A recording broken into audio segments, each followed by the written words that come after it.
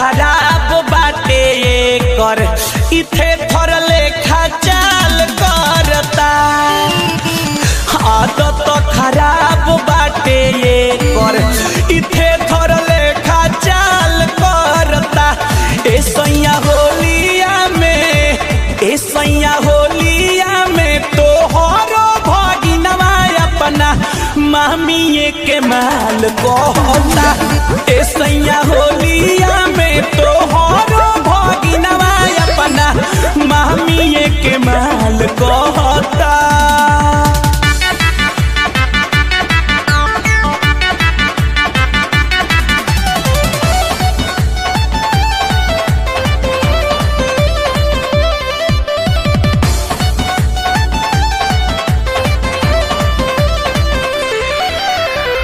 देखी हरकत एकर डर जाता जीव काढ़ल चाहता मुआना अंगूरी से घीव।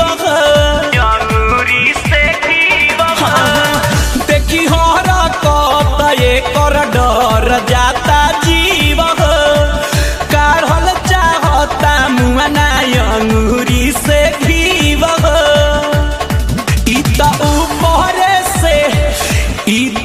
ऊपर से सोच लेता सब हो कि भावना में खूब बहता। ए सैया होलिया में तोहरो भगिनवा अपना मामिए के माल कहता।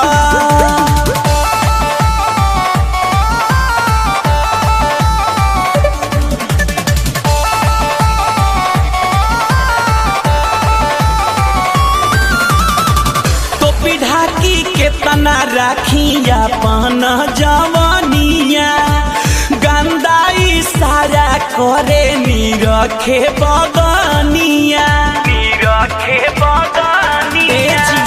तो पिढ़ाकी केतना राखिया पान जवानिया गंदाई सारा करे निरखे बगनिया। तयल सिपहरबिन हो सिपरबिन विनोद बेदर्दी जबे मन करे हाथ धरता। ए सैया होलिया में तोहरो भगिनवा अपना मामिए के माल कहता। आदत खराब बाटे कर इथे थर लेखा चाल करता। ए सैया होलिया में तोहरो भगिनवा अपना मामिए के माल कहता।